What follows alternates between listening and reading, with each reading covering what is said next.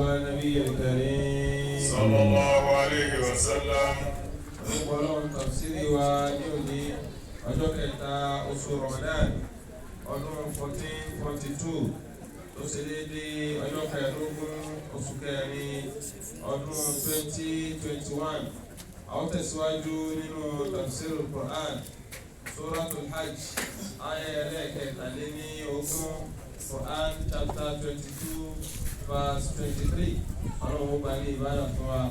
gbogbo àwọn tí a mú kúrò lọ́wọ́ ẹ̀dá kan ìjà fi sí silence àbí kí apá tó bá wáyé pé a fẹ́ dáhùn kọ́ọ̀lù ẹ̀dá kan ìjà ti kó láàrin jàmáà.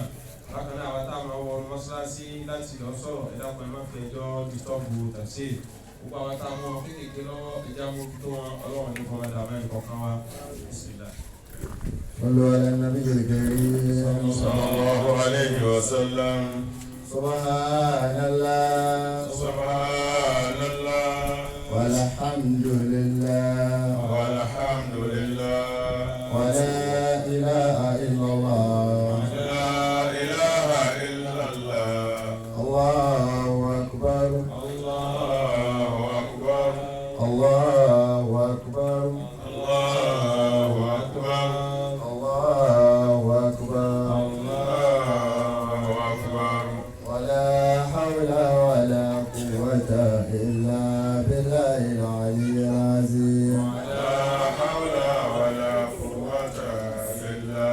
بالله العلي العظيم. سبحان ربك رب العزة عما يصفون سبحان ربك رب العزة عما يصفون وسلام على المرسلين والحمد لله رب العالمين وسلام على المرسلين والحمد لله رب العالمين. صلوا على النبي الكريم صلى الله عليه وسلم. أعوذ بالله من الشيطان الرجيم بسم الله الرحمن الرحيم. أعوذ بالله من الشيطان الرجيم بسم الله الرحمن الرحيم إذا قرأت القرآن فاستعذ بالله من الشيطان الرجيم. وإذا قرئ القرآن فاستمعوا له وأنصتوا لعلكم ترحمون إنما المؤمنون الذين إذا ذكر الله وجلت قلوبهم وإذا تليت عليهم آياته زادتهم إيمانا وعلى ربهم يتوكلون. لو أنزلنا هذا القرآن على جبل لرأيته خاشعا متصدعا من خشية الله وتلك الأمثال نضربها للناس لعلهم بسم يتفكرون الله الرحمن الرحيم. إن الله يدخل الذين آمنوا وعملوا الصالحات جنات تجري من تحتها الأنهار يحلون فيها من أساور من ذهب ولؤلؤا ولباسهم فيها حرير. أعوذ بالله من الشيطان الرجيم. بسم الله رب العالمين الرحمن الرحيم مالك يوم الدين إياك نعبد وإياك نستعين اهدنا صراط المستقيم صراط الذين أنعمت عليهم غير المغضوب عليهم ولا الضالين. اللهم صل على سيدنا محمد الفاتح لما أغلق والخاتم لما سبق ناصر الحق بالحق والهادي إلى صراطك المستقيم وعلى آله حق قدره ومقداره العظيم. سبحان ربك رب العزة عما يصفون وسلام على المرسلين والحمد لله رب العالمين. إن الله يدخل الذين آمنوا وعملوا الصالحات جنات تجري من تحتها الأنهار يحلون فيها من أساور من ذهب ولؤلؤا ولباسهم فيها حرير. Ọlọ́run ní inna Allaha dájúdájú ohun ọlọ́run asọ́lá na wípé òjíṣẹ́lá Muhammadu sallallahu alaihi wasallam ó ní ọlọ́run kó rí wá kó sì rí ẹ̀yìn èyí ni pé ó rí wájú ó rẹ́yìn kódò tún rí àárín sallallahu alaihi wasallam tá a bá lè rí ẹnìkan nínú ẹlẹ́sìn kan tí bá sì wáhù kò yẹ kó jẹ́ mùsùlùmí. Ọlọ́run rán ànábì Mùsá wáyé, ó rán Ìsá wáyé, ó rán Nóhù wáyé, ó rán Ibrahim wáyé, ó rán Muhammadu náà wáyé sallallahu alaihi wasallam. Ọlọ́run wá ní Ìsá máa bọ̀ wádọ̀ mi Jésù wá sọ́dọ̀ Ọlọ́run kò dúró síbẹ̀ pa táyé wá fẹ́ parẹ́ wáyé ẹjọ́ kú pẹ̀lú àwọn èèyàn. Ànábì Ìdírísù alayhi salatu wassalam Ọlọ́run ní kó wá ńgbà tó dé òkè tó dé sánmà ó yẹ̀rìjú wálẹ̀ mọ́ ó hangi síbẹ̀. Ànábì Muhammadu sallallahu alaihi wasallam òun ló gùn sánmà lọ bí iná ti rí ó mọ́ bálì janna ti rí ó mọ́ bálì arṣi ti rí ó mọ́ ìgbéǹde alìkíyà ọjọ́ àjíǹde alìkíyà máa ó mọ́ wà ìfìtínà nù sàárè ó mọ́ yí màlẹ́kà tó wà ó mọ́ gbogbo tọ́lọ́run dá pátá Ọlọ́run fi hàn sallallahu alaihi wasallam. Tá a bá wá rí ẹnìkan tí ó rí nìkan ló mọ̀ kò mọ̀ prátíkà ó sì kó àwọn ọmọ ẹ̀yìn rẹ̀ yege ẹni ó wá mọ̀ tíọ́rì àti prátíkà ó lè ẹ̀kọ́ ọmọ ẹ̀yìn rẹ̀ orí sallallahu alaihi wasallam. Ànábì ti sọ bí náà ti rí àti gbọ́ sẹ́yìn ọ̀rọ̀ àjẹ́nà là ń kà lọ́wọ́ lánàá tí a fi síwọ́. Ṣé Ibrahim radiyallahu ta'ala anhu ó ní bashirun nadhirun muqsitun wa huwa qasimun jawadun karimun basitul kafi man'in. Àwọn kan wọ́n fi yí ànábì Muhammad sallallahu alaihi wasallam ó ní bashirun àkọ́kọ́ nù, nadhirun ẹlẹ́ẹ̀kejì, muqsitun ẹlẹ́ẹ̀kẹta, qasimun ẹlẹ́ẹ̀kẹrin, jawadun ẹlẹ́ẹ̀karùn, karimun ẹlẹ́ẹ̀kẹfà, basitul kafi ẹlẹ́ẹ̀keje, man'imu ẹlẹ́ẹ̀kẹjọ radiyallahu ta'ala anhu. Àmọ́ méjì méjì dámọ́ ni bashirun ẹni tó máa yàn fún ní ròdùnú tó bá sí dáadáa ó wà aljanna sọ wá ara aljanna tó wọ́ asán táwọ̀ ń bẹ̀ lásán láàṣọ látàná wọ̀ asán kí ni ọmọ aljanna wọ́ aṣọ ọ̀ṣọ́ tó mọ aljanna ó sì lásán láńkà lánàá tààtí kàtàwọn ó sọ fún wa irú oúnjẹ tó mọ aljanna ó jẹ irú ẹran tó mọ aljanna ó jẹ irú omi tó máa dánná ọmọ gbogbo ẹ̀ pátálà ní Muhammad sọ̀fún sallallahu alaihi wasallam. Bashirun kò sẹ́nìkan tó lè júwe bóò lọ́lọ́n ti rí, bóò ní àjẹ́nà ti rí, bóò ní kẹ́ ọlọ́n ti rí, bóò àlẹ́ àrùsù ti rí, gbogbo nǹkan gbádùn láyé tí bẹ̀lá kìí àmọ́ kò sẹ́ni lè júwe rẹ̀ fún Muhammad nìkan sallallahu alaihi wasallam. Ó ní wọ́n júwe fún ààrẹ ó ti júwe iná nàdírò ti júwe iná fún asẹ́yìn iye náà ti ń bẹ akàálànà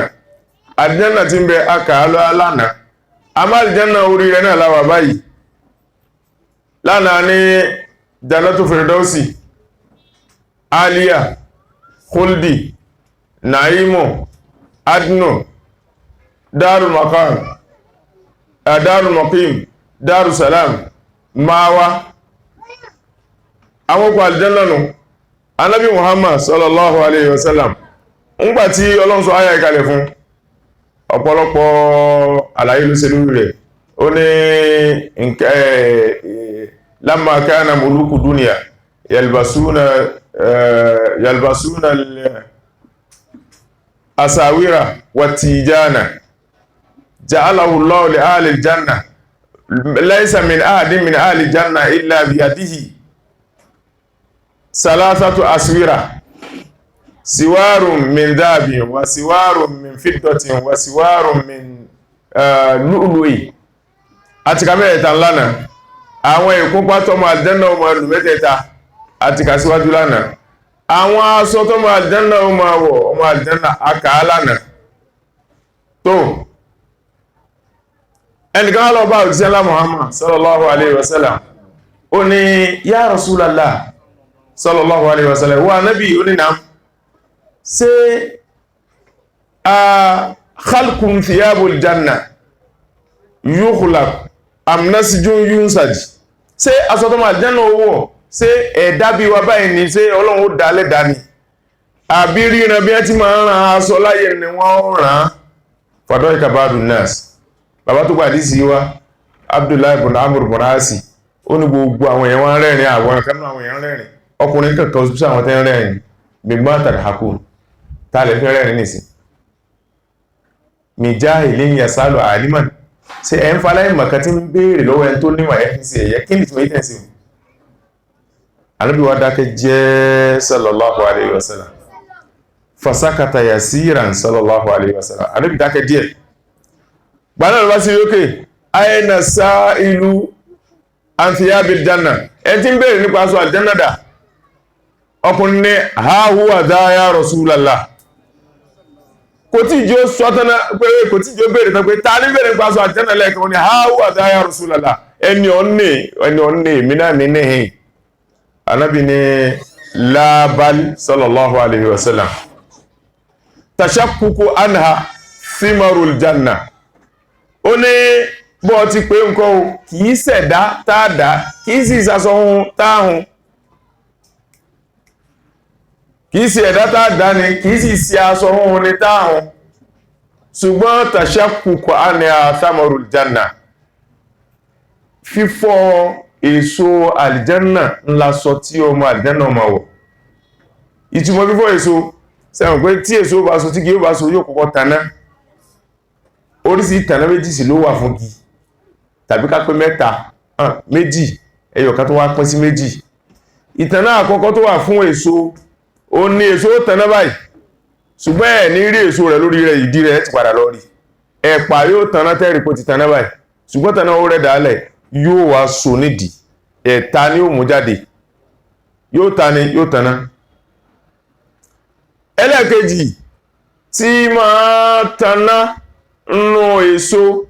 òun yóò taná ìtaná gangan ni ó di èso èyí tàwa ló kún méjì ní ètí tẹ̀nà rẹ̀ ń dèso yìí omi ń bẹ àtẹ̀ta ní àtèso ní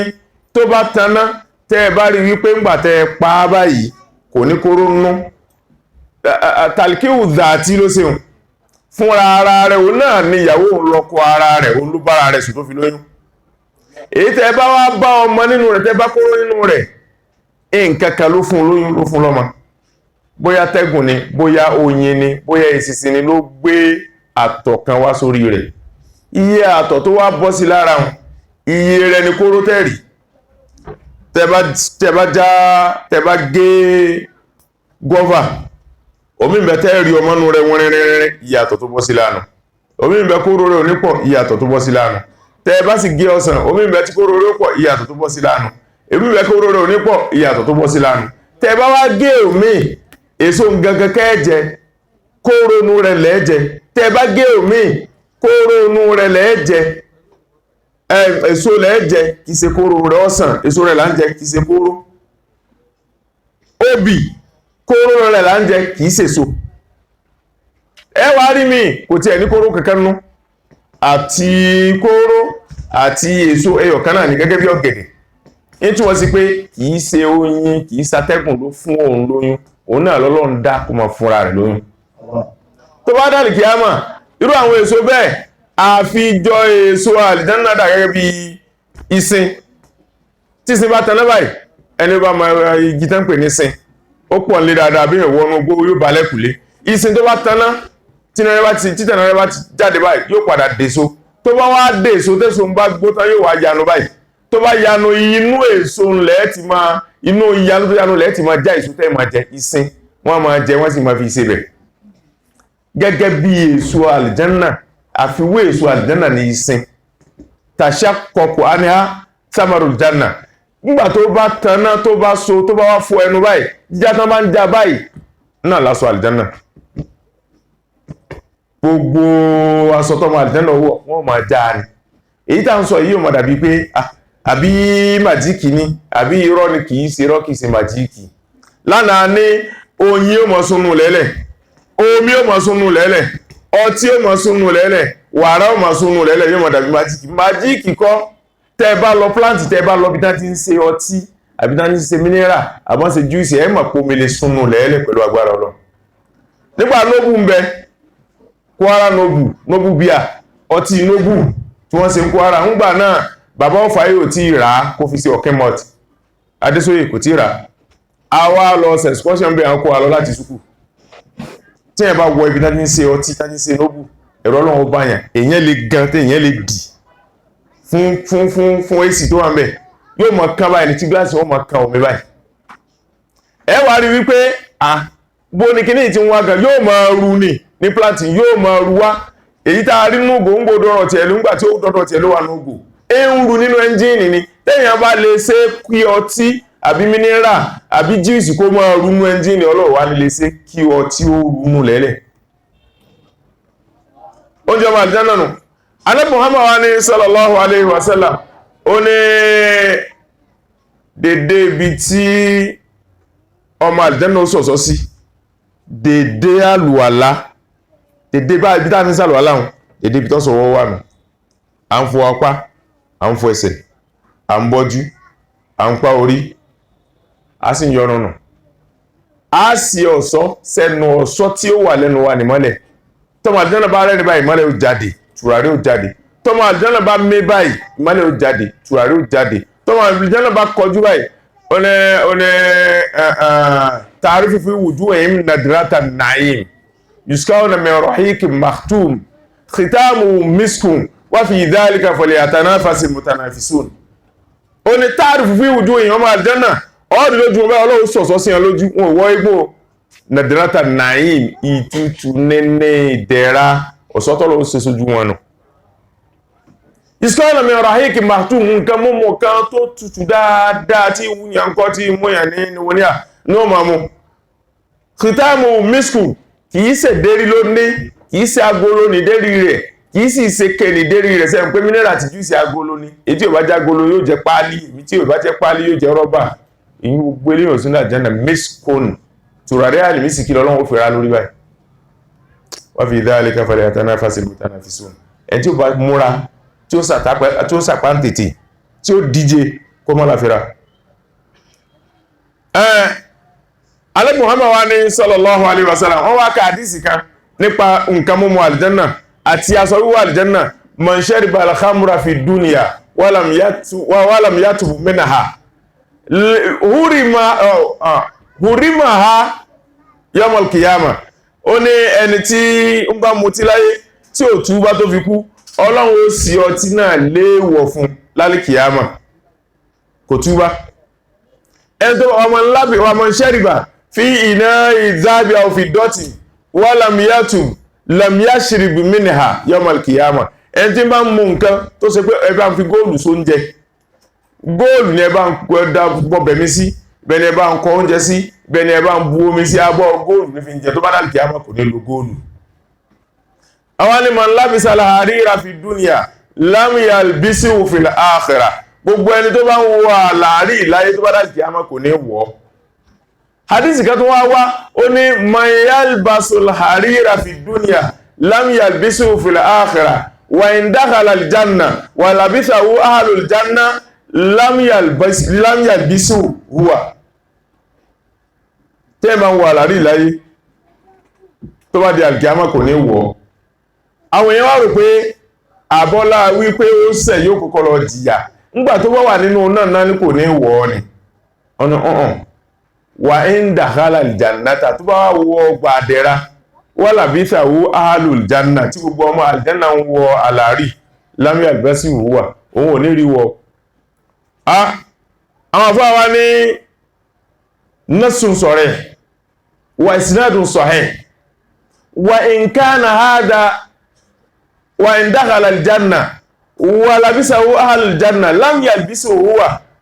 من قول رسول فذلك غاية البيان وإن كان من كلام الراوي فهو أعلم بالمقعد فهو أعلم بالمقال وأقعد بالحال wọ́n ní ọ̀rọ̀ tí ẹni tó gbàdísì wá sọ Abu Sa'id al-Khudri olùgbàdísì wá bàbá náà sì gbìyànjú pa àdísì dáadáa àwọn afọ́ wá jòkó pé ọ̀rọ̀ tó gbà wáyìí níjọ́ kan ó ti lóhun gbọ́rọ̀ kan wá ó ní ànábì Muhammad sallallahu alaihi wasallam ànábì ní tí ma fi dàbí àtakò nù kì í ṣe pà ń sàtakò ara wa in tí ń ṣẹlẹ̀ láyé yìí ó ti ṣẹlẹ̀ rí láyé ànábì Muhammad sallallahu alaihi wasallam ó ṣẹlẹ̀ láyé àwọn sàábì rẹ̀ àmọ́ ìyàtọ̀ tí wọ́n sí wa ní wípé wọ́n gbà fúnra wọn tábà ti wíní ara wọn ó gbà fúnra wọn àwa ní ìsìn bá wíní ara wa àárín rí kan náà ní ànígbà fúnra wọn. Abu Sa'id al-Khudri ní ànábì Muhammad sallallahu alaihi wasallam ó ní tẹ́ ẹ bá fẹ́ yàgbẹ́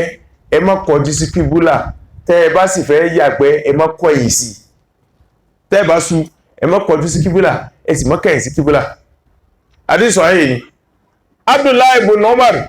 radiyallahu ta'ala anhuma ó ní òun sin ànábì lọ́njọ́ kan sallallahu alaihi wasallam àwọn wá dé ẹ̀kùlé sẹ́mọ̀ bí ẹ ti lè mọ́ tẹ́yìn bá yàgbẹ́ tẹ́ẹ̀ bá lórí ìgbẹ̀hùn sẹ́mọ̀ gbọ́n tẹ́lẹ̀ dá tẹ́yìn fi lè mọ́bí tó kọjú sí arúgbó tó bá rí gbẹ̀lẹ̀ báyìí ọkọ̀ mọ́bí tẹ́yìn tó yà ìgbẹ̀hùn kọjú sí tó bá rí gbẹ̀lẹ̀ báyìí owó tó bá rí gbẹ̀ olówó ó yẹ kó mọ̀ tó bá rí gbẹ̀ tálíkà ó yẹ kó mọ̀ lápẹ̀júwé tí dókítọ̀ ó ní alájì kíní múgbẹ̀ rẹ̀ wá Mr. kíní wọ́n náà múgbẹ̀ rẹ̀ wá Mr. kíní ò wá lówó alájì kíní ló lówó àwọn adé ọ́fíìsì rẹ̀ wọ́n dé kílíníkì wọn ò bá ló dókítọ̀ ẹkọ fún nọ́ọ̀sì kíní àwọn ẹkọ fún nọ́ọ̀sì kíní ń kó sórí tébùrù rẹ̀ nọ́ọ̀sì títí ẹ̀mí rẹ̀ gùn títí ni ẹ máa jẹ́ nọ́ọ̀sì títí wá kó sórí tébùrù dókítọ̀ wá dé kò rí nọ́ọ̀sì títí nítòsí tí a ń pé ohun tó rí rẹ bá pé ó yẹ kó mọ tàlájì kíní àti Mr. kíní tó bá ti yẹ ọdún ògùn wò ìgbẹ́ olówó gbígbọ́n bá fi ọwọ́ ìlera ní ìgbẹ́ tálíkà bá ti yẹ̀wò báyìí bí a ń bá kóró gbálùmọ̀ bí kóró kaṣú bí àgbàdo tí ọlọ́nà ó lọ tán bí kóró gófà ọ̀bánú ìgbẹ́ tálíkà kò ṣòro mọ̀ rárá tó bá fẹ́ mọ bí tí ẹni tó bá lórí mi kọjú sígbà tí ń su ìwọ wo bí títọ̀ gbẹ́lẹ̀ sí tẹ́yẹ̀ bá yàgbẹ́ yóò tọ̀ ọwọ́ àwọ̀ gẹ́gẹ́ bí títọ̀ wà tó bá wù gbẹ́ báyìí ìtọ̀ wà báyìí ibi ó kọjú sí ni tó bá rí gbẹ́ báyìí títọ̀ wà báyìí ibi ó kọjú sí ni títọ̀ bá wà báyìí ibi ó kọjú sí ni bẹ́yẹn ti máa ma ibi tẹ́ni tó su táà sí ń bẹ kọjú sí ni. ó wá ní Abdullahi ibn Umar radiyallahu ta'ala anhu ó ní ó ń sin ànábì jáde níjọ́ kan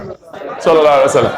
ṣé ẹ mọ̀ pé kò sẹ́dá ọlọ́run tó lè lóòmù mọ́ ibi tó kọjú sí ti yàgbẹ́ sallallahu alaihi wasallam torí pé kò ní sun kó dìdí káyìí gbẹ̀rẹ̀ ẹ̀sìn nírítọ̀ rẹ̀ ẹ̀dá ọlọ́run fojú kan ìgbẹ́ rẹ̀ rí ẹ̀dá ọlọ́run fojú kan ìtọ̀ rẹ̀ rí ìtọ̀ tó bá tọ̀ sínú ike inú gbá tó bá ní ẹbá ń dànù lókù àmọ́ pé ó bẹ̀rẹ̀ ó yàgbẹ́ bí bá ti ń bẹ̀rẹ̀ báyìí ilẹ̀ ó sì lanu tí máa ń ṣe èyí tí gbẹ̀ ń bọ́ lẹ́bàá ilẹ̀ ó sì parí mà sallallahu alaihi wasallam ó wá ló ń sin lọ́jọ́ kan ó lásà olóòrùn báyìí irú àṣà olóòrùn báyìí ànábì Muhammad máa lùgà sallallahu alaihi wasallam ìkọlù ó ní ọ̀pá rẹ̀ tó mú lọ́wọ́ ló ń wo lọ́ọ̀kan ó ló fi ọ̀pá rẹ̀ ó fi gúnlẹ̀ ó wá na ìkọlù rẹ̀ ó fi kọ́gi níhìn ó fi kọ́ ọ̀pá níhìn ó wá bẹ̀rẹ̀ sẹ́rin pé ọ̀pá níhìn igi ní ó wá mú ìkọlù ó fi kọ́hìn ó mú wá báyìí ó tún fi kọ́hìn padà òun wá wà ní àárín kíní ó ń ṣe bẹ̀rẹ̀ ń yàgbẹ́ sallallahu alaihi wasallam ó lóun wá rí wípé ibi tó kọjú sí alikíbùlà ní sallallahu alaihi wasallam sẹ́rí pọ́rọ̀ ló sọ́run ó ní alikíbùlà níbi tó kọjú sí àwọn agbé ọ̀rọ̀ ìyẹ̀wò a rí pé àdísì Abdullahi sahih ni àdísì tó lẹ́sẹ̀ ńlẹ̀ ni tí Abu Sa'id al-Khudri náà sahih ni àdísì tó lẹ́sẹ̀ ńlẹ̀ ni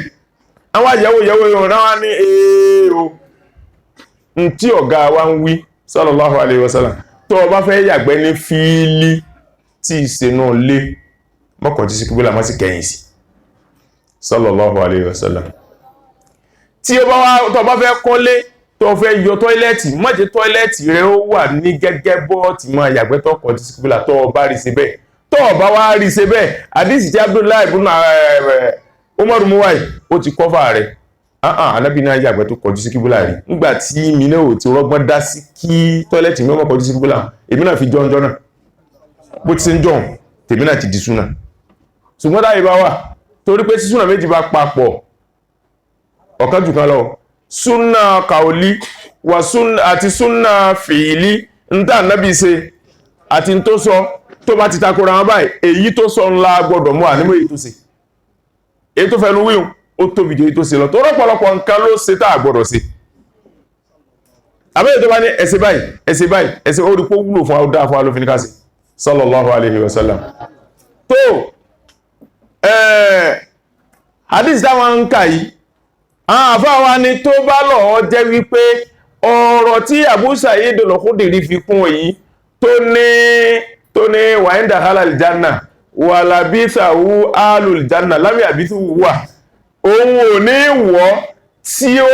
tó bá wà àlìjánà táwọn àlìjánà bá ń wọ àlàárí àwọn agbèyẹ̀wọ́ ní alhamdulillah alladhi ahallana daral maqamati min fadlihi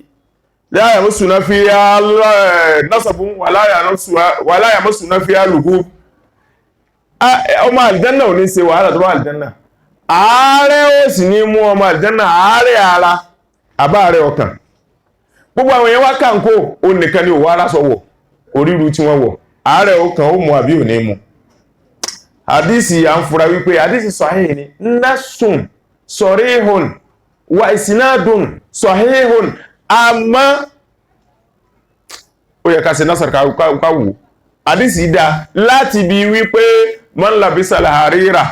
lam yalbisu fil akhirah ẹn tó bá wà láàrí ìláyé kò ní wọ̀ lọ́rùn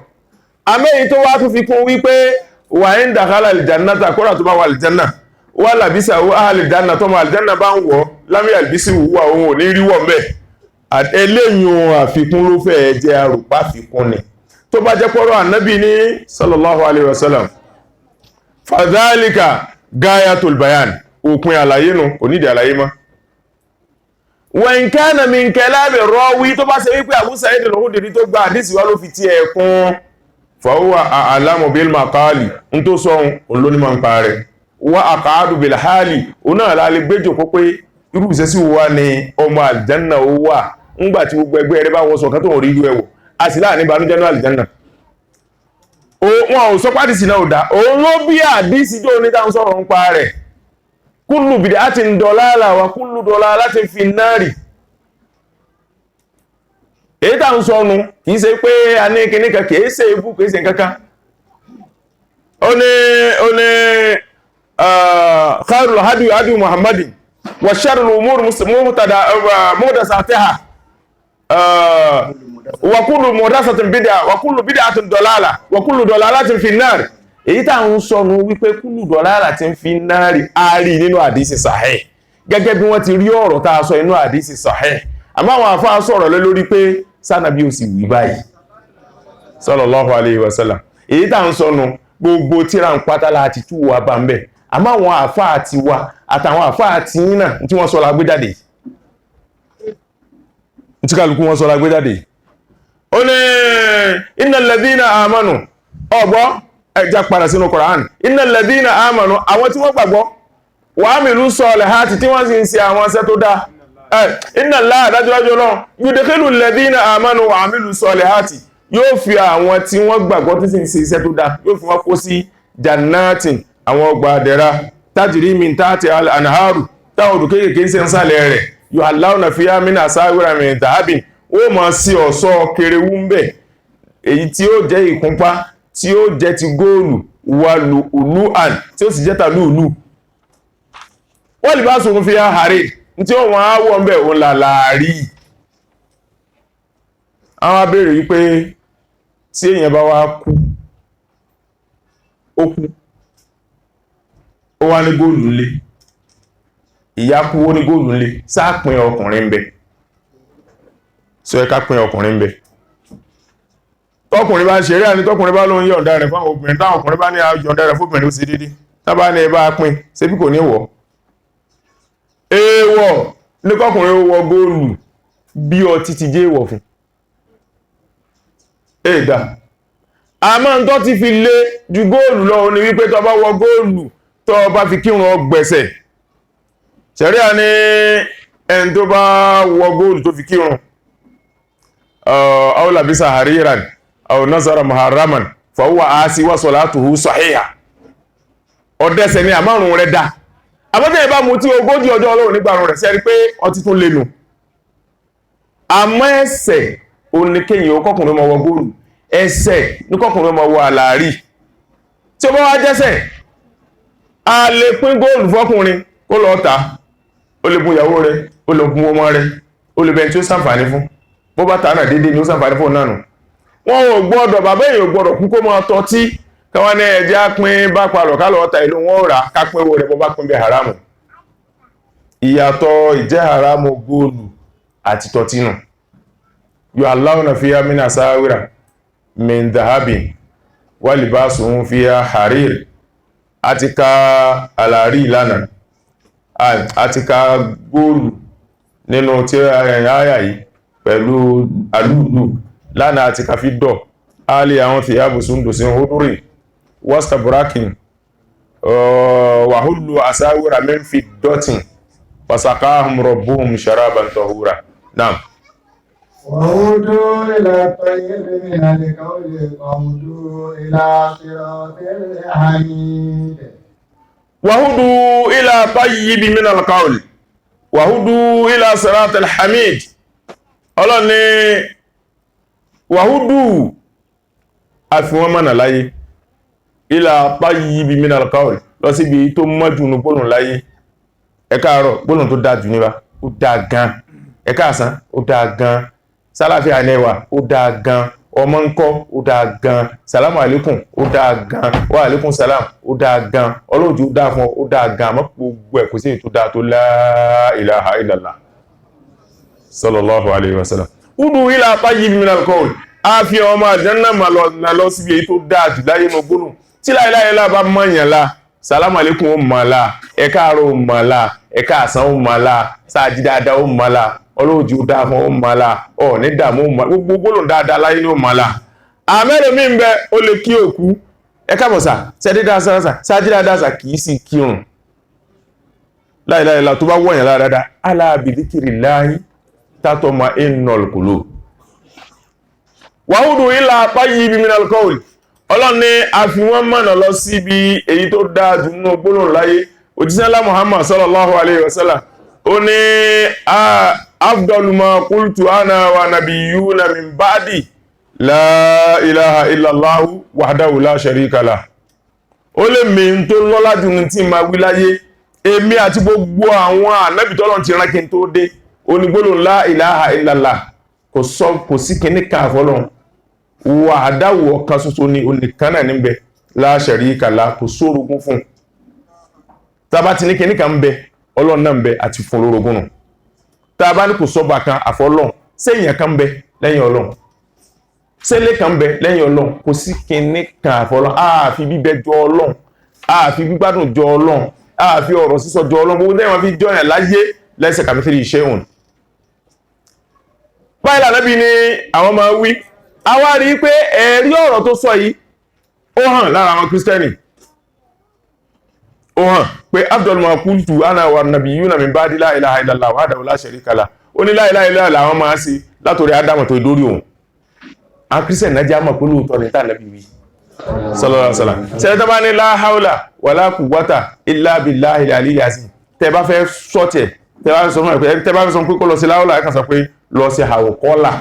hawqala ní jẹ́ la hawla wala quwwata illa billahi al-aliyyil azim. Tẹ́ bá fẹ́ sọ fún yẹn pé lọ sí bismillahir rahmanir rahim 100 ẹ sọ pé lọ sí basmala sí 100. Ìtumọ̀ rẹ̀ ni pé bismillahir rahmanir rahim lọ sí hamdala tá bá ní kọ́ lọ sí ìtumọ̀ rẹ̀ pé sí alhamdulillah hamdala nù. Tá bá ní lọ sí hasibala hasibunallahu wa ni'mal wakilu nù. Tá bá ní lọ sí hailala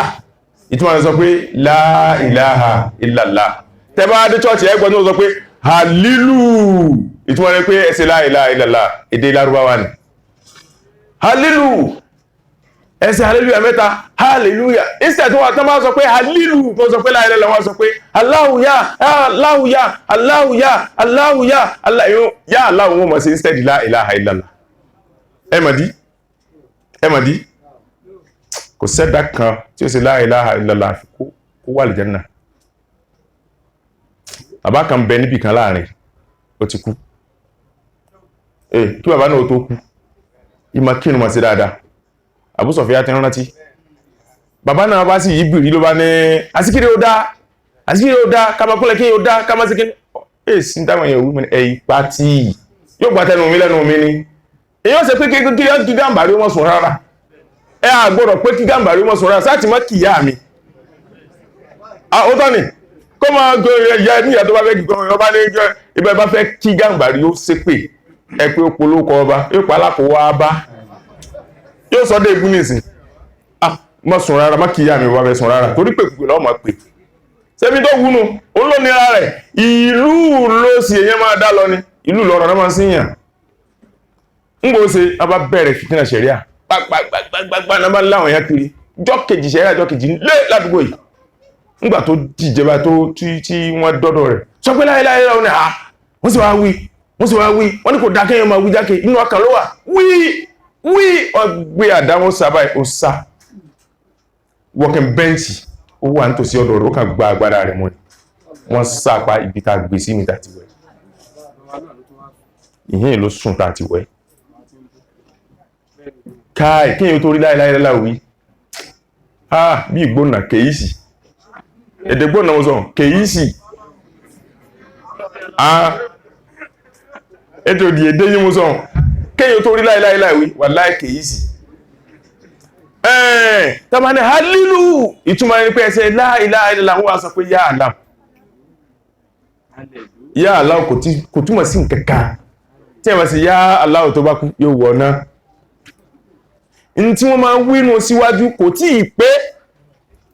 ẹ lè gbọ́ la ilaha illallah lásìkò Ádámà Rasulullah làbí lásìkò Nuhu la ilaha illallah Nuhu Rasulullah la ilaha illallah Musa Rasulullah la ilaha illallah Isa Rasulullah lásìkò wọn ò fi ó kọ wọn kún wahdahu la sharika lah gba Muhammadu dé Ọlọ́run ní kí ni ìyàtọ̀ la ilaha illallah àti wahdahu la sharika lah ẹpa tí wájú rẹ̀ ẹbà ń fókọ rẹ̀ mi sí la ilaha illallah Muhammadu Rasulullah sallallahu alaihi wasallam wa hudu ila tayyibin min alqawli a fi wọ́n mọ́nà lọ sí ibi èyí tó dùn tún ní gbólóhùn nígbàtà ń bẹ láyé wọ́n mọ́ la ilaha illallah sí ń tàbí jẹ́nà fi tọ́ sí wọn nù tí èyàn bá kí wọn rí téèyàn gbààwẹ̀ rí téèyàn yọ zakari tí ò sí nǹkan rí tó bá ṣe la ilaha illallah sí wà jẹ́nà ẹ gbọ́ mi o bẹ́ẹ̀ bá fi ìrun lẹ̀ yóò wọ́ná o gbọ́ mi dáadáa o nǹkan ọlọ́lẹ̀ o ẹ̀tọ́jẹ́ wíbẹ̀ ni wípé Ànábì Muhammad sallallahu alaihi wasallam nígbàtí ń bẹ bàbá kan bẹ ti máa ṣe àìdá sáà Ànábì sallallahu alaihi wasallam ìwà rẹ̀ ò dá rárá gbogbo pàpàntí nínú wàrù sẹ́nu ọ̀nà rẹ̀ Ànábì wọn lọ àṣùbá kò pàpàntí rí ó dìjọ́ kejì náà tó lọ àṣùbá kò pàpàntí rí ń gbọ́ dìjọ́ kẹta ó kú mọ́sálásí ó ní ẹ̀sìn mi débì kan wọ́n níbo làásìn ọdẹ ó ní ọkùnrin kan wà tí máa rùpá láàmà mo fẹ́ lọ bẹ̀wò òun rí pàntí rẹ̀ nìran kó mọ́ sí pò rẹ̀ wọ́n ló rẹ̀ ní àṣọ fún ọ ní kí lọ wá fẹ́ lọ sí ó ní mo fẹ́ lọ kí ni ọ̀gá wa dákùn má lọ torí Ọlọ́run ó ní lọ dákùn má lọ ó ní lọ ẹ̀sìn mi lọ ńgbà dọ̀hùn Ànábì wọlé sallallahu alaihi wasallam ẹ má gbọ́ tó sọ fọ́kùnrin o ó rí ọwọ́ níbẹ̀ ni pẹ̀lẹ́ ń má àmọ́ mo fura náà ojú ọwọ́ rẹ̀ ń rí lẹ́nu ọ̀nà mi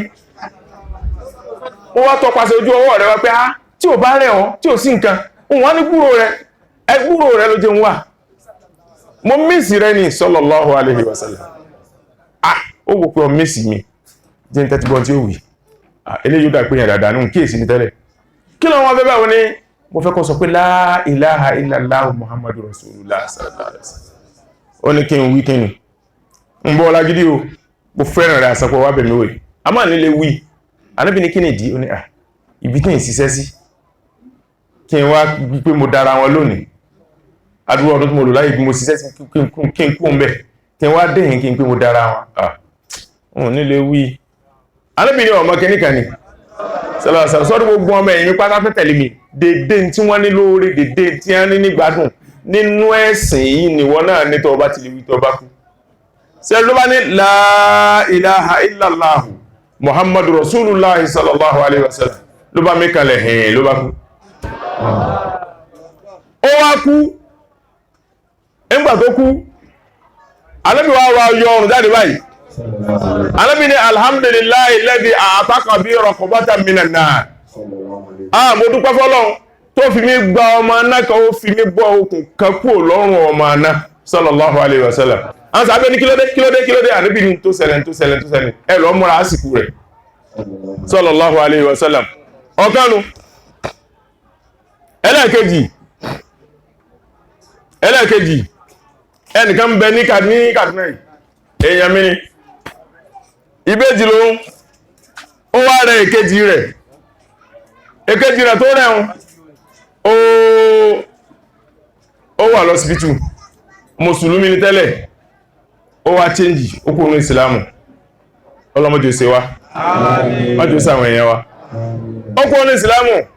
èyí tó wọ́n wá bá mi pé èkejì ara nígan o òun ti kọ́kọ́ ní kó gba ìsìlámù kò gbà nígbà tí ó wá gba ìsìlámù ó kọ́kọ́ wá gba ìsìlámù díẹ̀ gbogbo ẹ̀ tó padà gbogbo ọmọdé pátápátá wọn ṣe mùsùlùmí ó wá wà lọ́sípítù ó wá sọ fún mi pé condition rẹ̀ le o mo ní kí ní ṣe ó sọ àìsàn tí ń ṣe fún mi wọ́n á ní sọ ọmọ tá a ṣe lọ fi lẹ́mì balẹ̀ ó lára nígbà lọ fi lẹ́mì balẹ̀ ó lè méjì mo ní yóò gbádùn mo lóògùn tí ń ṣe lọ́wọ́ ó ní wọ́n gbígbẹ́ náà ló jẹ́ wádọ̀ yìí mo ní èmi ọkùnrin mẹ́ta olóògùn tí ń ṣe lọ́lọ́ sọ fún ngbòdàn mo ní pè mí bàbá dàn ngbòdàn ó sọ fún ó sì pè mí ẹgbọ́n sáà ẹlẹ́ lóògùn tí ń ṣe mo níbẹ̀ ni ó ti fi wá ìmọ̀ye èèyàn bí 100 èèyàn ti gbádùn dókítà wo tí ó gbádùn lọ́dọ̀ a máa ní gba nǹkan kan lọ́wọ́ rẹ̀ tó ọba ti lọ́ọ̀ ní sí láìláìlá wà láìhùn ní bọ̀ sí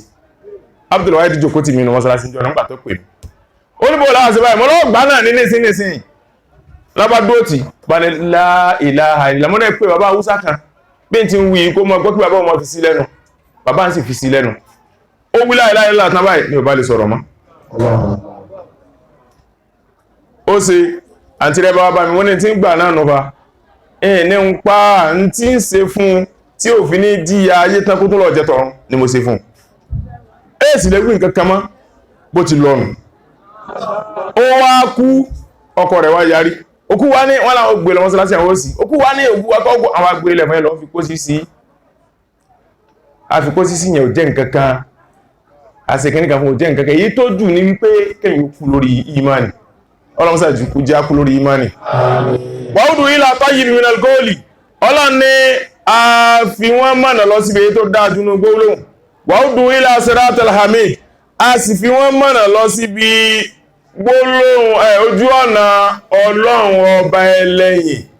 hamidu ismul fa'ilu ní tí wọ́n ti sọ́rùfù fún ilá siratal mahmud ojú ọ̀nà ọba táa máa yìn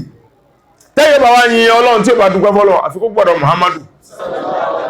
ṣe Ibrahim radiyallahu ta'ala ni ó ní hal absarata aynaka ahla ma'ishatan min al-abdi fa huwa alhamdulillahi kulluhu ó ní ìjọ́jú rẹ̀ ti rí ahla ma'ishatan yìí tó dáa nínú ìgbésí ayé nínú ìdáyé min al-abdi látara ẹrú kan tí ń jẹ́ muhammadu sallallahu alaihi wasallam fa huwa alhamdulillahi kulluhu ó ní alhamdulillah muhammadu gan ó ní alhamdulillah ń lọ fi rí pé tàbá náà rókírun ó dàbí alifu tàbá rùkú ó dàbí hau tàbá foríkanlẹ̀ ó dàbí mímù tàbá jòkó ó dàbí dáàlù tọba mobile ahamadu èmi ń dúpẹ́ fọ́lọ̀ ó kọ muhammadu wàhúdù ilá tayyib minal qawli wàhúdù ilá siratal hamid naam الذين كفروا وصدوا عن سبيل الله والمسجد الحرام الذي جعلناه للناس سواء العاكف فيه والباد ومن يرد فيه بإلحاد بظلم ومن يرد فيه بإلحاد بظلم ومن يرد فيه بإلحاد بظلم نذقه من عذاب أليم ọlọ́ni innal ladhina kafaru wa yasudduna an sabilillah wal masjidil harami alladhi ja'alnahu lin-nasi sawa'an al-akifa fihi wal bad wa man yurid fihi bil hadi nudhikhu min adhabin alim. Aya yìí sọ̀kalẹ̀ nítorí ìṣẹ̀lẹ̀ kan tó ṣẹlẹ̀. Ànábì Muhammadu sallallahu alayhi wa sallam ó wà ní Madina. Gbogbo wa la mọ̀ wípé ó kú ní Mọ́kà nítorí ogun kò fẹ́ kógun ó ṣẹlẹ̀. Ọlọ́run sọ nínú Kùránì ó ní Mákà man dakhalahu kana aminan. Tẹ́ bá ka ogun tẹ́ bá jẹ́ fi máa áyà Mákà nínú àwọn àmì tá máa fi máa áyà Mákà, áyà tó sọ nípa mùnáfìkì ẹ bá ní Mákà, àmọ́ áyà tó sọ nípa ogun ẹ bá ní Madina, áyà tó sọ nípa zaka ẹ bá ní Madina, áyà Madina nù. Áyà yìí kó tó di pé ó sọ̀kalẹ̀ ẹn tí ó ṣẹlẹ̀ nígbà tí Ànábì kúrò ní Mákà sallallahu alaihi wasallam ó lọ Madina. Ọ̀pọ̀lọpọ̀ ogun àwọn káfìrí ti lọ kógun bá nígbà tó kúrò tó fi Mákà lẹ̀ fún wọn, wọ́n tún wá lọ bá ní Madina. Gbogbo wa la mọ̀ bí Madina àti Mákà ṣe jìnà síra wọn tó. Tí èèyàn bá wọ ọkọ̀ láti Mákà tó bá lóun lọ Madina yóò sì máa tò pé yóò sùn yóò jí, yóò sùn yóò jí, yóò tún sùn yóò jí, yóò tún jí tó bá lóun lọ Madina láti Mákà. Ẹ wo títí ọlọ́dà ní ọkọ̀ láwọ ká máa wí ẹni tí ò sí ojú ọ̀nà inú gbólógbà pẹ̀lú ẹsẹ̀ sallallahu alaihi wasallam. Ó torí pé fẹ́ kógun ó ṣẹlẹ̀ ó sì sálọ Madina. Nígbà tó dé Madina ọ̀pọ̀lọpọ̀ ogun ṣẹlẹ̀, àwọn mùsùlùmí ti ń rẹ́sẹ̀ múlẹ̀ díẹ̀ ní Mákà wọ́n ti ń pọ̀, àmọ́ wọn ò lè júwe ara wọn pé mùsùlùmí ni mí. Ó wá fẹ́ wá sí Mákà, ó fẹ́ wá ṣe hajj, ó fẹ́ wá ṣe umra. Ó lóun lálàá wípé Ọlọ́run ṣeun arí Mákà wọ̀, a lọ Káàbà, a lọ ṣe umra. Ó sọ fún àjẹmọ́ rẹ̀, àjẹmọ́ bá ní bọ́bá lọ àjọlọ ní ilé iná bọ́bá lọ àjọlọ ní bẹ́ arọ̀fíkù ya Rasulullah, arọ̀fíkù ya Rasulullah, àjọlọ ní wọ́n sì ṣe ìyẹn ẹgbẹ̀rún kan àtọgọ́rùn márùn 1,500 èèyàn. Àjọlọ ní 1,500 náà jọ sọ pé àjọlọ 1,500 èèyàn. Wọ́n gbéra láti Madina wọ́n bọ̀ wá sí Mákà. Bí wọ́n ti wá dé Hudaybiya, wọ́n débi tílẹ̀ Hudaybiya pín sí wọ́n wọ Mákà. Àwọn káfìrí Mákà wọ́n ti wá gbúrò pé Ànábì Muhammad ń bọ̀ wá sallallahu alaihi wasallam àtàwọn èèyàn rẹ̀. Wọ́n gbúrò pé ti ṣe ńlá ń bọ̀ wá àtàwọn èèyàn rẹ̀. Bẹ́ẹ̀ ni wọ́n rányàn pé ẹ lọ bá Ànábì ránṣẹ́ na Uthman lọ́ọ̀dọ̀ ará Mákà, à ń bọ̀ wá ṣe hajj, abẹ́rẹ́ lásán àmúlọ́bẹ̀lẹ̀ kùmà, a ní ìjà abẹ́ni kankanjà, a kàn ń bọ̀ wá sí Mákà, a bọ̀ wá sí umra ni, a ní bẹ́ni kankanjà, a ń bọ̀ wá sí lọ́ọ̀ ni. Àwọn káfìrí wá ní èsì tó jọ. Àwọn ará àwọn èèyàn níbi láti bẹ̀ wọ́n ní wàláhì kò sí tó jọ, àwọn onígbà nígbà káwọ Mákà aláwọ̀ nígbà. Àwọn ará àwọn èèyàn, àwọn tí wọ́n wá rán ẹni tó lídìí wọn Urwatu bun Mas'ud Thaqafi, òun ló darí àwọn tí wọ́n lọ. Bó ti wá débẹ̀ báyìí nítorí kọ́kọ́ yà lẹ́nu, ó rí pé tánà bá ṣe xọ́ tó fẹ́ tukẹ̀lẹ̀ mẹ́ báyìí, àwọn sàbí sàrí tẹ́wọ́ báyìí bí ìgbà tí ẹ bá fẹ́ mú golíhun tó bá tú báyìí, ẹni tó bá rí wọ́n mọ̀ rẹ̀ ni wọ́n mọ̀ kí ọkú oríire tánà bá tu ìtọ́ sálàsálà wọ́n mọ̀ forí gbára wọn ni. Ẹ lọ́ọ́ kàánú tẹ̀hún bẹ́ẹ̀ nú tẹ̀bẹ̀ kò sí ìtàn tó tọ́ ń pa Ànábì àti sàábé rẹ̀ sallallahu alaihi wasallam tí ó pìtẹ́ tó bá tutọ́ kú ẹ̀ báyìí wọ́n mọ̀ kọlura wọn ni láti pé èmi ní gbà ẹ̀tọ́ ìwọ lọ́gbà ẹni tó bá wá gbà wọn àmọ́ kí kú oríire àbáríkà rẹ̀ ọkú oríire ìwọ lọ́gbà. Tí Ànábì bá ń ṣe àlùwàlá sallallahu alaihi wasallam wọ́n mọ̀ fi ọwọ́ sú omi àlùwàlá rẹ̀ látara rẹ̀ tí ń bọ́lẹ̀. Tí Ànábì ò bá wá wúkọ́ sallallahu alaihi wasallam kò sàlùwàlá ó kàn jòkó wọ́n wá dúró wájú rẹ̀ báyìí bí èrè, bí ìgbà tá a bá pé wọ́n gbé ẹyẹ sórí tí wọ́n bá mi orí ẹyẹ wọn ó fò kó mọ́ bá kẹ́yẹ wọ́n bá fò lórí wọn, wọ́n wà dúró báyìí wọ́n ò ní mẹ́ra ẹ̀sìn ní wọ́n mẹ́ni.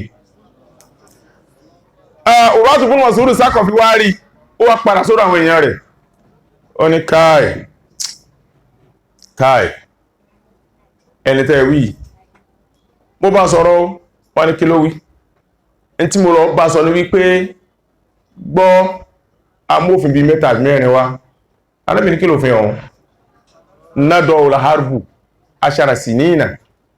a fi ogun lẹ̀, mùsùlùmí ò ní bá káfìrí jagun, káfìrí ò ní bá mùsùlùmí jagun lọ́dún 10. Ó ìfaramọ́ ọlọ́run faramọ́ wọ̀yá àmànà náàsù bàdùn bádàn apákan àtàpákan èèyàn dédé yìí tẹ́ ń tajà fún mùsùlùmí ọmọ ìyá yín lẹ́mọ̀ta fún àwà káfìrí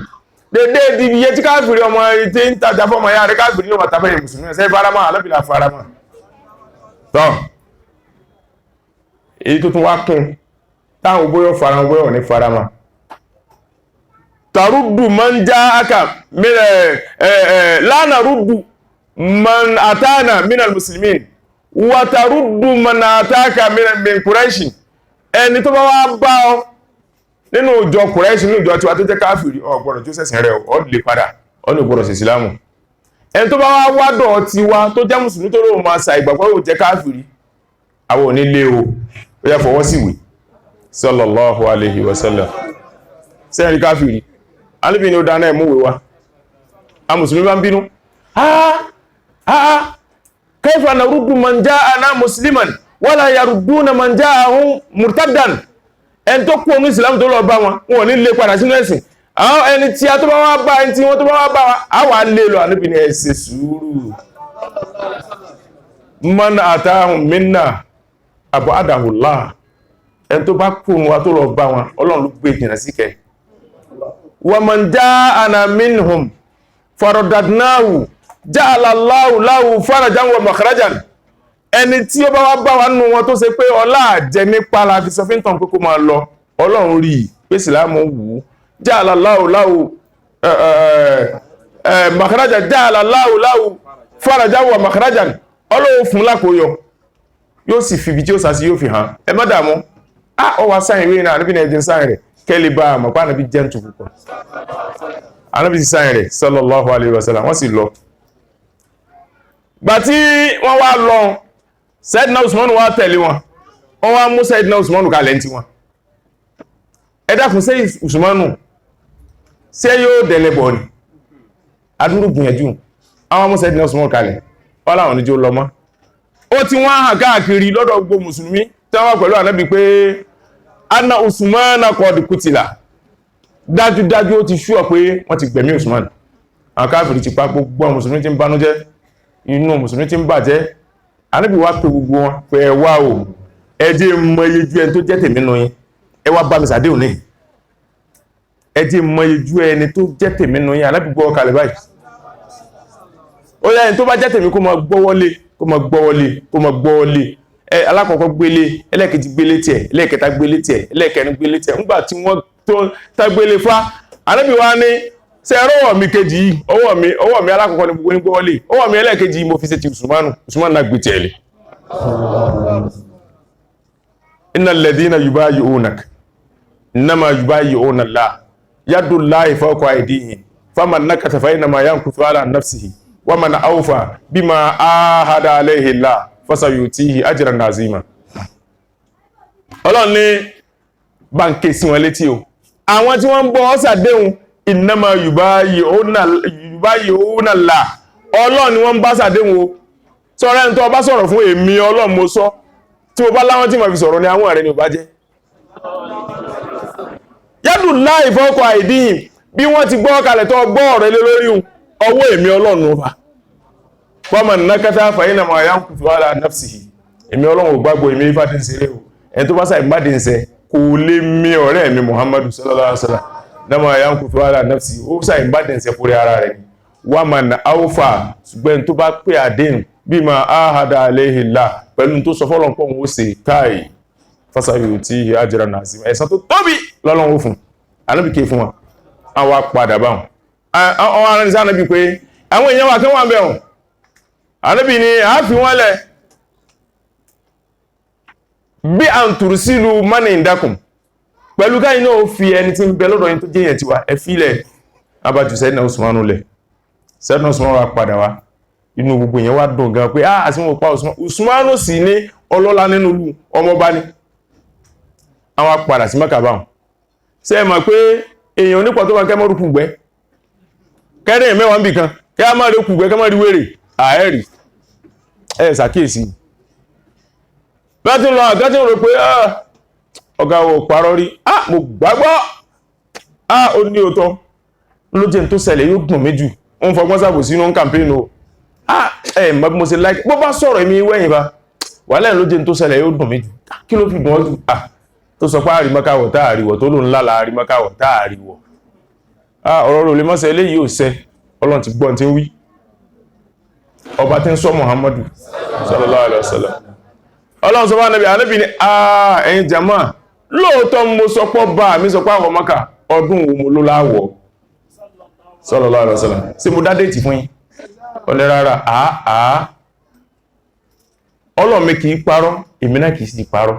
àwọn padà nígbàtí wọ́n padà sí Madina ó dọdún tó tẹ̀lé àti ládéhùn ẹjẹ́ á lọ láti ní kí káàfìrí wọ́n fara ní mùsùlùmí kí mùsùlùmí wọ́n fara ní káàfìrí wọ́n ní ká sáyìn wípé èèyàn tiwa tó bá wá bá wọn yóò mọ̀ ṣẹ̀sìn àwọn èèyàn tàwọn tó bá wá bá wọn àgbọ̀dọ̀ tó ṣẹ̀sìn wọn aláfaramọ́ kí ló túnkù ẹjẹ́ á lọ àwọn dìde wọ́n láwọn bọ̀ wá ṣe umra gẹ́rẹ́ tí wọ́n wọ Mọ́kà báyìí laqad sadaqallahu rasulahu ru'yan bil haqqi la tadkhulunna al masjid al harama insha Allahu aminin mukhallikina ru'usakum wa muqassirin la takhafun fa'alima ma lam ta'lamu wa ja'ala min duni dhalika fatahan qariba Muhammadu rasulullah Ọlọ́run ní laqad dájúdájú èmi Ọlọ́run sadaqallahu rasulahu dájúdájú èmi Ọlọ́run mo ti pé àdéhùn òjíṣẹ́ mi èyí tẹ́ ń sọ pé ó lálàá Ọlọ́run rí Mọ́kàwọ̀ pẹ̀lú àwọn èèyàn kò rí wọ̀ bó ṣe tán mo fẹ́ pé àdéhùn ròyá aláàrẹ̀ ń bèèrè ákẹ́ aláòdodo ni mo búra tadkhulunna al-masjid al-harama ọwọ́ mọ́sálásí ó ti kúrò lálábáyé o aminina wa àtàwọn èèyàn rẹ̀ ìfọkànbalẹ̀ lẹ́ẹ̀fì wọ muhallikina ru'usakum tẹ́ bá dé mọ́sálásí tẹ́ bá sin tẹ́ẹ̀sì tẹ́nù ìjọsìn ẹ fa orin yín wọ́n muqassirin ẹ tó bá wùnú yín kò ní fa yóò gè la takhafun tí ń jẹ́ bẹ̀rù kankan ò ní kàn yín fa'alima ma lam ta'lamu in tí ẹ mọ̀ tẹ́lẹ̀ Ọlọ́run tó fi mọ̀ èyí tọ́lọ̀ ti mọ̀ nípa àwọn káàfìrí àwọn ẹ̀bùrúkún olóta sínú wọlé lọ́rùn wa ja'ala min duni dhalika fatahan qariba lẹ́yìn eléyìn pẹ̀tìrí Mákàwọ̀ àwọn ìṣípayá gbangba lọ́lọ́ tó máa ṣe fún yín Muhammadu Rasulullah yóò wá kárí ayé pé Muhammadu Rasulullah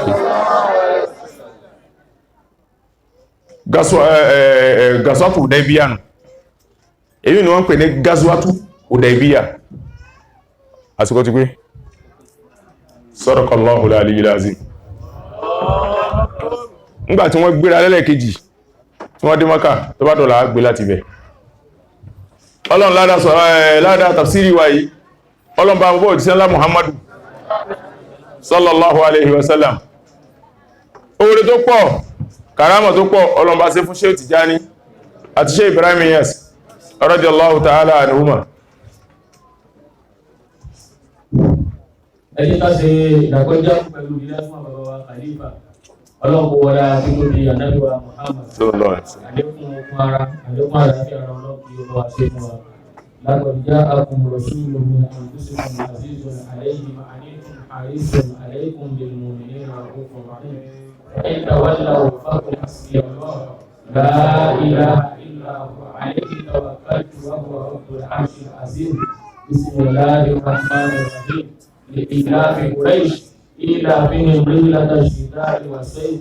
فليعبدوا رب هذا البيت الذي أطعمهم من جوع وآمنهم من خوف. ẹ̀ríkà sí bismillah qul huwa Allah fún bàbá wa Maulana Sheikh Ahmad Badawi ọlọ́pọ̀ wọlé tó bí Ànábì Muhammad wọ́n wá sí àlékún ìyọ́n fún wa bismillahir rahmanir rahim qul huwa Allahu ahad Allahu samad lam yalid wa lam yulad wa lam yakun lahu kufuwan ahad. Ẹni kí á fi ara balẹ̀ láti ka ìwọ̀nba ìbéèrè tí ó wà nílẹ̀. Ó ní ìbéèrè àkọ́kọ́, ó ní òun jẹ́ Kírísítẹ́nì lóbìnrin, òun gbé ìlú Àbújá, òun ṣe àdéhùn pẹ̀lú àfẹ́sọ́nà òun tí ó ti kú wípé òun ó gba ìsìláàmù. Ó ní ṣùgbọ́n gbogbo ìgbà ní ń da òun ní àmú, gbogbo ní náà ń da òun láàmú. Bóò ni òun ti ṣe fẹ́ gba ẹ̀, bóò ni ó ní kẹ́ ṣàlàyé fún bóò lòun ti ṣe gba ìsìláàmù láti ìlú Àbújá tí òun wà. Ó dá púpọ̀ kó gba ìsìláàmù. Sẹ́rí ẹni tí Ọlọ́run ní òun àti àfẹ́sọ́nà rẹ̀ jọ nípọ̀ láyé nù nítorí tí wọ́n fi pàdé nù. Èèyàn tèmi ìkan náà wà, ẹni tó mú wádọ̀ mi mọ́rí láyé, mi ò bá dákọ rẹ̀ ní dìkín dákọ gbé iná ọmọ rẹ̀ tí nìsìn mọ́rí ọmọ ara lẹni tó fẹ́ wà mú wádọ̀ mi. Mùsùlùmí lẹni tó mú wádọ̀ mi náà tó jóbìnrin, ọmọ ara lóbìnrin,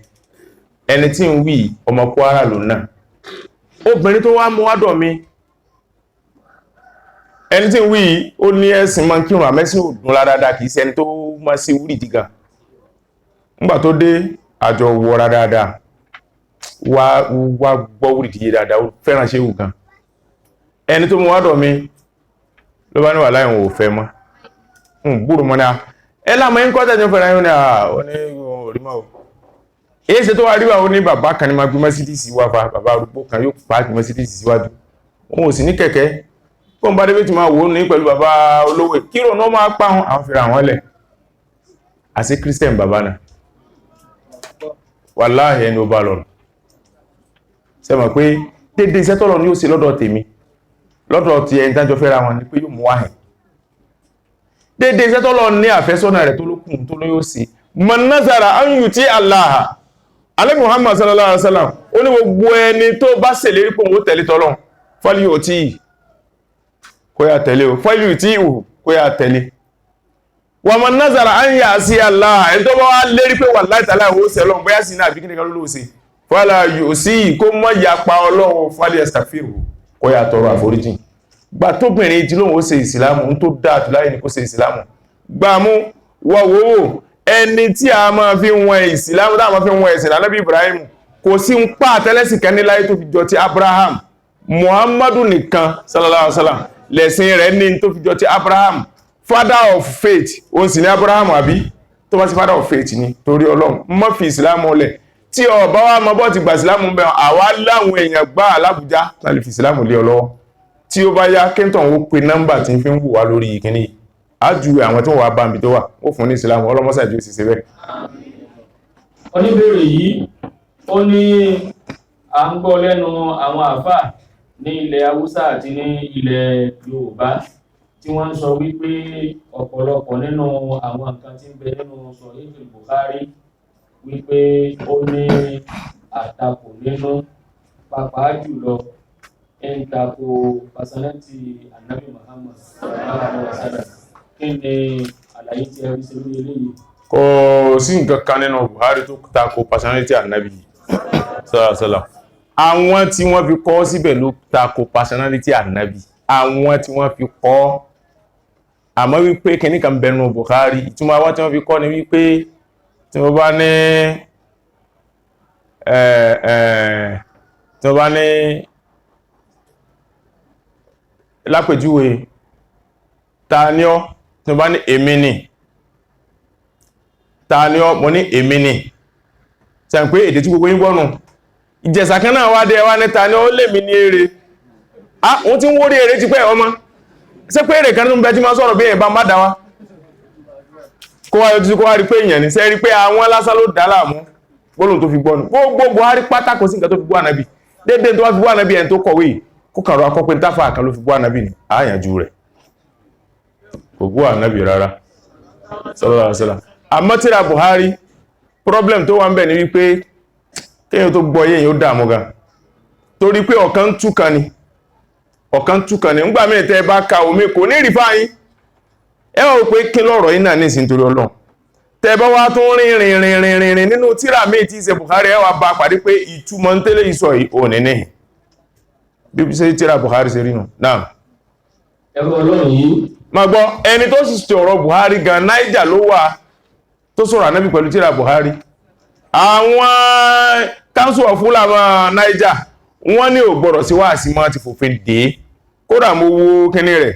Wọ́n sì bí ó wá ní ńgbà tán wá fòfin déun. Ṣé bọ́rọ̀ tó ń sọ òun ti ní kí ayé ó má bínú. Wọ́n ní béèrè lọ́wọ́ ayé wípé ibi tó gbé tà kọ́kọ́ dé. Ǹjẹ́ má bínú yìí ǹjẹ́ ó ti gbé débẹ̀. Tó bá lè béèrè ọ̀gbọ̀rọ̀ sí wáàsí mọ́. Ẹ dákun sí ìwà àbátẹ́gùn. Pé ọ̀rọ̀ àkọ́kọ́ tí mo kọ́kọ́ sọ dédé ẹni tó gbọ́ ṣé dédé rẹ náà lẹ́ni tó gbọ́ tẹ̀kìtì mo sọ yìí. Tí ò bá lè sí rí bẹ́ẹ̀ má sì wáàsí mọ́. Kódà wọ́n báyìí ní ṣe. wọ́n ní aléwùrìdí ni wọ́n lọ ọ̀sẹ̀ ìzálà rí wọ́n ní ọléwùrìdí ni gbọ́ ó yẹ ọtún ní ṣíà ní ọba yìí tẹ́ bá sì ká ọlọ́run kó fi sọ rẹ̀ sọ wa níwá ṣí àwọn ẹsẹ̀ yẹn burúkú àgbọ́yé ló hàn lè ma ọlọ́dápọ̀já sì gbọ́ kí èyàn wo Abubakar ráì sísùn kó wá máa bu Abubakar kí èyàn máa bu ẹ máa wà pẹ̀jú ẹ̀ntọ́ ẹ máa wà pẹ̀jú ẹ̀ tó bú Abubakar lónìí bàbá mi àfáà ni ó fẹ́ràn rẹ̀ gan mo wá ní kó dúó báyìí Abubakar dúó báyìí Ànábì wá dúó báyìí sallallahu alaihi wasallam mo wá rí Ànábì tó mì sọ́dọ̀ Abubakar tí ìbá ní fà Ànábì ilẹ̀ ọ̀dọ̀ ta ló yẹ kí n mì sí sọ́dọ̀ bàbá mi ní mì sí ṣé mo gbọ́dọ̀ mì sọ́dọ̀ bàbá mi mo ti nífẹ̀ẹ́ rẹ̀ tó bí ti ṣe káfìrí tó bó ti jáfà tó kí wá ní mo fi Abubakar ilẹ̀ mo mì sọ́dọ̀ bàbá mi àwọn tó mi tá Ànábì dúró èyí lọ dúró lọ́dọ̀ Ànábì ni Ànábì wà ó bàbá mi mara ọ̀tọ̀ mọ̀ rẹ̀ ìdá àmọ́ tó wá lọ dúró lọ́dọ̀ bàbá mi fà Ànábì ilẹ̀ tó mi tá Ànábì dó sí túmọ̀ tí ń wí ni wípé ẹni tó bá bú Abubakar ẹni tó bá bú bàbá rẹ̀ olórí ibú ayé àtàkì àmọ̀ ọmọ náà ni ẹni tó bá yà bú bàbá rẹ̀ àbí ìyá rẹ̀ ẹni tó wá bú Abubakar ẹ̀ṣẹ̀ rẹ̀ ju ẹni tó bú bàbá rẹ̀ gan lọ àpèjúwe bẹ́ẹ̀ náà Ọlọ́run yìí ó ní ẹ̀dá kan wá sí àdúrà fún Alhaji Ọmọ́tọ́ṣọ́ àti Mala Abdulaziz Tijani bàbá tọ́lọ́run foríjì wọn. Ọlọ́run dápọ́n sáà ìyáfẹ́ méjèèjì Ọlọ́run foríjì wọn mọ́jẹ́ ó tí àfà Ànábì Muhammad bẹ̀rẹ̀ sallallahu alaihi wasallam. Ìwọ ọkọ sí ìyàwó a ní kí ẹ bá wa sí àdúrà fún màmá wa Muniratu Adébẹ̀lú pẹ̀lú màmá wa Adé Sábìtì Adébẹ̀lú. Kí ni ìwọ ọkọ sí ìyàwó tó kọ́kọ́ wí?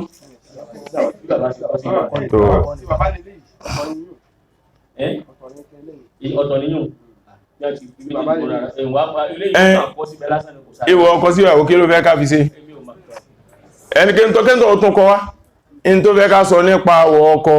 tó fẹ́ ká sọ nípa ìwọ̀ ìyàwó ká fi ìṣẹ́jú kọ̀ọ̀kan sọ ẹyọ kọ̀ọ̀kan. Bàbá Ọlọ́run dákun àfi Ànábì Muhammad sallallahu alaihi wasallam ìyá wa Munira Ọlọ́run dákun sáà ìkẹyà náà ìyá alágúntà Tàbìtì àti Tàbìtì gbogbo Ọlọ́run dákun sáà ìkẹ́ wọn àti gbogbo òkú ní olè yín ọlọ́mọdé ó jíyà Ọlọ́run jẹ́ mi tí ó gùn mọ́jẹ́ sáà rẹ̀ mọ́jọ́ fún sẹ́yìn mọ́ Ọlọ́run jẹ́ jọ rẹ́rìn pàdé níwájú Ànábì Muhammad sallallahu alaihi wasallam. Naam. Ọlọ́run ní ẹ̀dá kan láti ṣe àdúrà fún ìyá Muhammad Ọlọ́run kó bá fi kẹ́ Ọlọ́run sáà ìkẹ́ ìyá Muhammad Ọlọ́run sáà gẹ̀ẹ́ afòtísánlá Muhammad sallallahu alaihi wasallam Ọlọ́run wo ọlá ọkọ̀ tí ọmọ ìyá náà jẹ́ ọ̀dàpọ̀sá ìdí oríkẹ́ Ọlọ́run bọ́lá kọ́lọ́ sí Ọlọ́run bóyìn bóyá nẹ́bí Ọlọ́run paná adẹ́bọ̀rẹ́ gbé sínú ànẹ́bí gara bídí àṣetọ́nù lẹ́fà nẹ́bí lẹ́gbà sílẹ̀ àtàgà fàdílẹ̀ Ọlọ́run kẹgbọ̀n sábẹ́ nẹ́bí kẹwàá wà lérẹ̀ Ọlọ́run kan àbá Ọlọ́run kan òbí wa Ọlọ́run dákun wọlá àlùbáríkà àwọn ìjókòó tafsiri wa dákun sáìfà àlùbáríkà sí o Ọlọ́run dákun mọ́sá ìjẹ́ kí ẹ̀mí wọ́gùn látàrí dáadáa Ọlọ́run fọ́pọ̀ sí wa mọ́tí dàmú bá wa gbogbo àwọn ọ̀dọ́ tàjọ sí tafsiri Ọlọ́run tó dáa fún yín Ọlọ́run sí kálukú alágbàlagbà gbogbo ẹ̀yin àgbàlagbà tàjọ sí tafsiri Ọlọ́run dákun mọ́tí ẹkú nìsín mọ́tí kí ayun yín mọ́tí ó mú wa o mọ́sí bàá rẹ̀ gbé yín dé Ọlọ́run Ànábì Muhammad sallallahu alaihi wasallam Ọlọ́run gbogbo ọmọ kí wa níyìn Ọlọ́run dákun tó jẹ́ yìn àwánà láàfà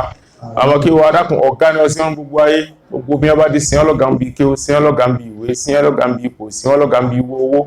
ọkùnrin nínú wọn tí ó jẹ́ president obìnrin nínú wọn tí ó jẹ́ first lady wàlí gbangba ni ó bá ṣe wọn bẹ́ẹ̀ tí lè wọ́pọ̀ tó mọ́jọ́ padà di káfìrí mọ́jọ́ di mọ́nkìrí Ọlọ́run Ànábì Muhammad sallallahu alaihi wasallam Ọlọ́run tí ó sọjọ́ fún lékè wa ká sì sọjọ́ fáwọn òbí wọn àwọn ọkùnrin nínú wọn ká so igi alálùbáríkà kẹbí mọ́ alálùbáríkà àwọn obìnrin nínú wọn ká so igi alálùbáríkà kẹbí mọ́ alálùbáríkà Nàìjíríà ọ̀nà dákúnṣà ìjó tó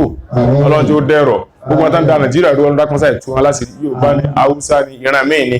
Ìgbò ní ọ̀nà dákúnṣà ìtú wọn láti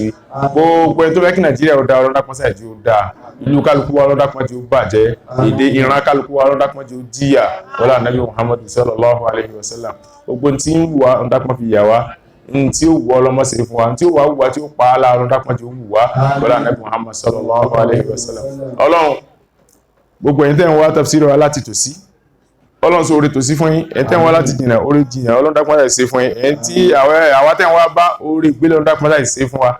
àti ti tòsí àti ti jìnà àti orí ìgbélé Ọlọ́run dákúnmọ́sá ìpín kárí gbogbo wa àwọn ará Libya àtàníkà sàdúrà fún Ọlọ́run dákúnmọ́sá ó jíyà Ọlọ́run tí wọ́n bọ́m̀bì fìtínà yìí Ọlọ́run dákun tí ó délé pẹ̀lú ẹ̀mí àtàláfíà Ọlọ́run tí wọ́n orí ṣe wá lé Ọlọ́run dákun tí ó dáàmú mọ́ tí ó pé èémí lẹ́yìn náà wà lọ àfààní Muhammad sallallahu alaihi wasallam bọ́bá tí wọ́n bọ́ kó ń bẹ̀ tó dáa tó ti kó èrè wàhálà wọn bẹ̀ ọlọ́mọsáì tí wọ́n síbẹ̀ Àmín.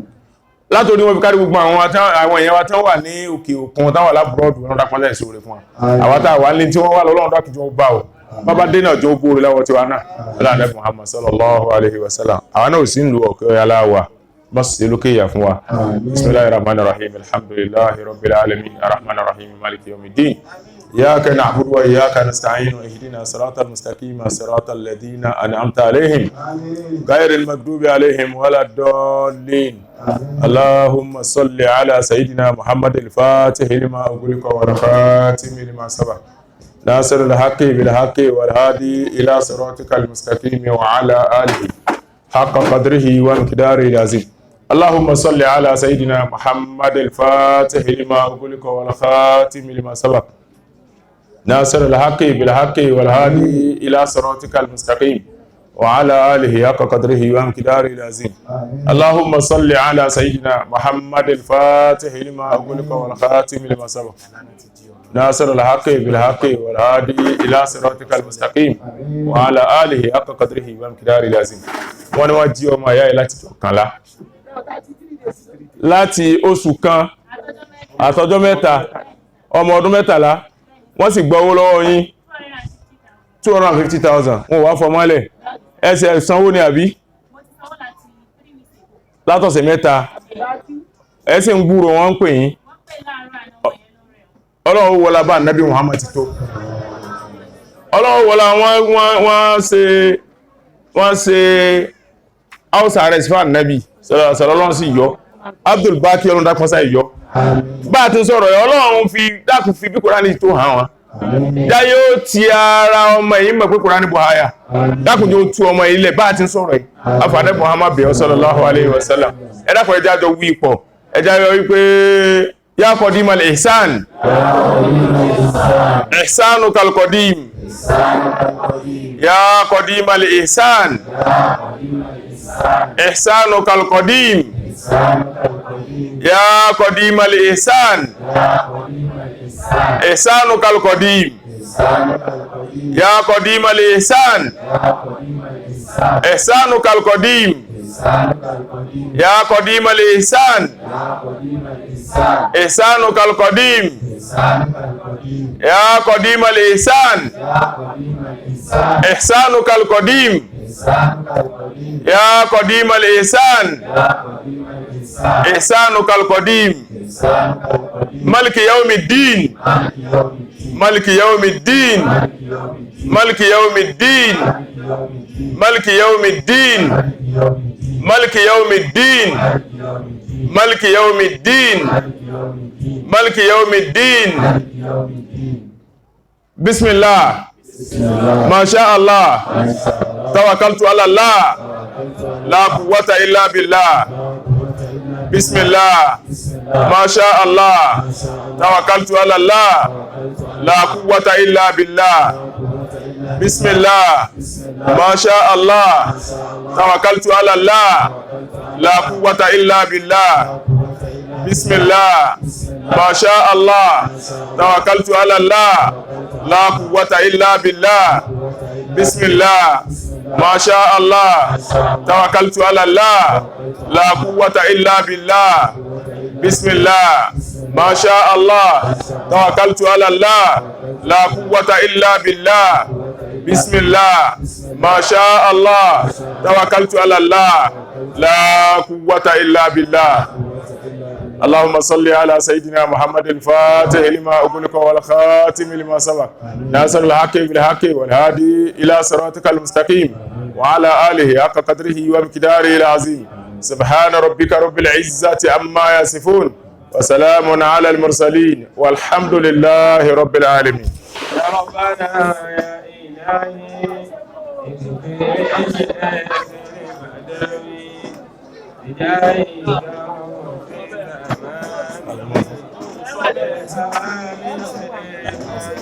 nígbà ó túlẹ̀ ọ̀la náà